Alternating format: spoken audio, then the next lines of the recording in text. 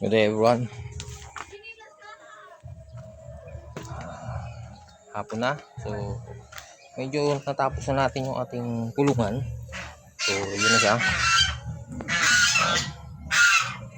Ngayon dito, pinasobrang ko. Pinabala kong dito yung pag magsusukok sila. So, ayusin pa natin yan. May nakuha pa tayong pirasong kahoy. Medyo pwede pa yan. So, nilagay na natin dyan. Ngayon, tapos dito, may net yung ilalim para hindi pumasok yung mga pabo o bansa o manok sa ilalim. Kung ano yung matirang pagkain nito na pupunta dito sa ilalim, hindi nila makain. Pero maglalagay tayo ng risal dyan. So, nandito na yung ating mga lalaki na manok. Yun sila. Lahat yan yung lalaki. Ang dami. Meron dyan decal cross ng Rhode Island Red at decal Brown. Diyan ko lang yung nilagay. So, yun sila. Tapos dito medyo inisli lang natin konti. Yung iba-iba to. Para kasi ito, pakainan. Pinapasok natin dyan yung pagkain sa loob. Pero parang may mali eh. Dapat dito yung pagkain. Pero let's see. Ayusin pa natin. So, nandyan yung lahat ng lalaki. Tapos yung mga babae nandun. Sa gilid. Tapos ito yung bigay ni Jerome. Babae yan. Siguro mga 3 months old yan. So yun sila.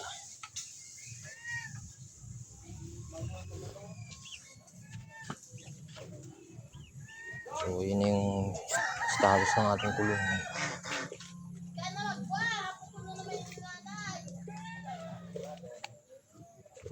Ayan. Hindi makalat pero maglinis tayo dyan. Ito yung cross ng IMC Manny at Rhode Island. Lalaki pala yung natira, kala ko babae. So yun sila. So base sa kanilang behavior na ganyan, meaning nyan relax sila dito. So dinoblehan natin to. Dapat dito lang to eh. Dinoblehan na natin para protection sa ahas, just in case di basta-basta sila maanuhan. Ito yung cross ng Rhode Island at ang decal Brown. So i-pre-raise natin yan mga siguro next month, papakawalan natin. Tapos itong mga lalaki syempre for sale. Naka-pick na tayo ng breeder. Andun yung dalawa. Maghanap lang tayo ng Rhode Island White Leghorn dun para sa kanila. Tapos ito, ayan. Lahat yan puro lalaki. Bibenta natin yan.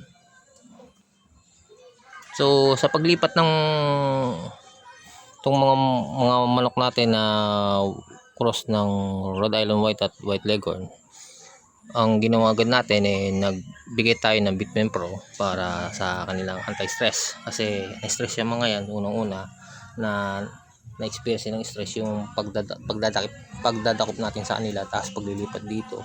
So naninibago yan. Pero yung iba relax naman na. So hiniwalay na natin para kahit pa paano. Yung mga lalaki kasi mas madaming nakakain kaysa dun sa mga babae. So ayun yung ating pamamaraan na ginagawa. Pero we're doing at our best na yung mortality sa ating mga manok kahit paano maging zero. Walang mamatay dito. So kaya sinisecure natin yung ilalim.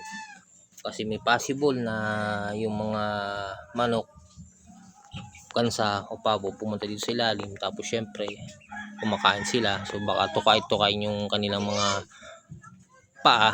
Ayun yung iniiwasan natin. Ay kahit na sila ay ganyan na kalalaki, umiiwas tayo na mangyari pa yun. Kasi nangyari na yun sa ating mga sisiw na mga pabo.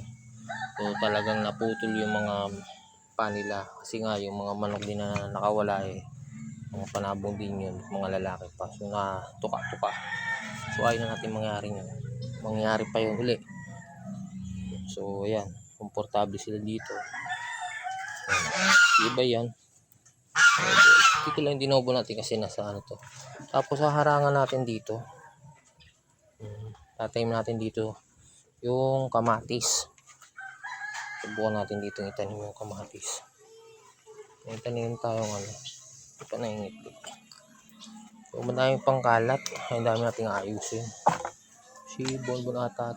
Hindi. Si ano. Burnis. May pa si Bonbon. So, hindi na sila nag-aaway. Which is good. Ayun na. Kita nyo naman. Yung behavior nila relax na relax sila at kampante sila sa area na yan. Medyo maliit lang yung ating mga butas nito, pero okay na rin kahit pa hindi makapasok yung mga langaw. Kahit doon sa flooring medyo lang, pero okay na rin yan. Mas maganda sana kung ganito yung in-order natin sa shopping item na to.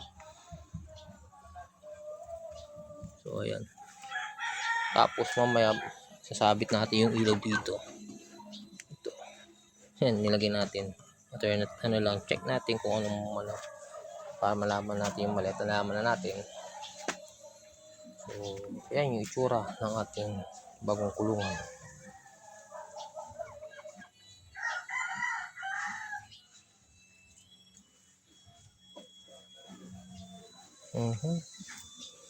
So, yan. Tapos, syempre, malaki-laki na yung ating rambutan. Ayun. Diba? Ito yung ating rambutan.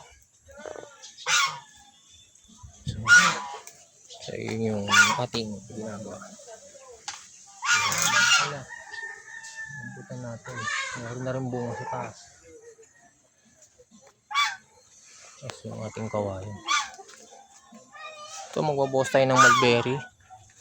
Iwasan natin yan, tapos itanim natin. Tapos yung mga kawayan.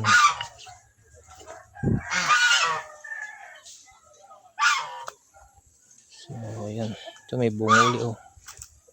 Mga panibagong bunga na naman ng rambutan. Kasi anuhan sila eh. Ito. You know, diba? So, naarawan sila. Kaya nagbunga. Ayan. Matagal pa yan. 3 months yan eh. 90 days. Kailangan natin to angat-angat.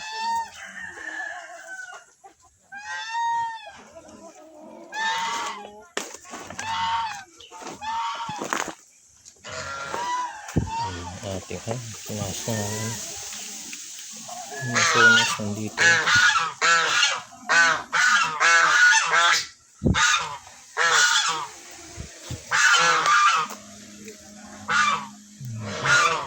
Yung mga damo. Wala na sing kambing.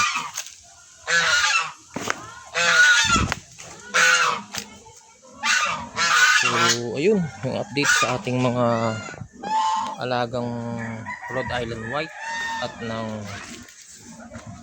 White Leghorn. So, silipin naman natin yung ano, yung ating mga babae. Tapos yung dalawang Rhode Island Red na show type, pinakawalan natin muna para makarelax-relax sila. Ayan yung lalaki. Yun yung babae. So, ayan. May napili tayong breeder. Nandyan dalawa. Bali siya, yung babae nandyan. Tapos dalawang 14. Lahat ng nandito. 9, 10, 11. 13. 13 lahat sila nandito. So, mandahin pa tayong ayusin. Hindi na tapos yung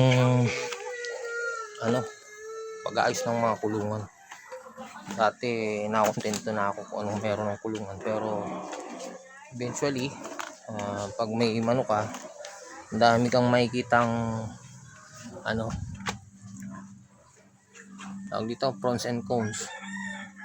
Yung dating nakokontento ko lang na okay na yung meron silang malilimliman, ay may masisilungan at malilimliman na pitlugan na okay na tayo, pero hindi pala ganun kadali yun.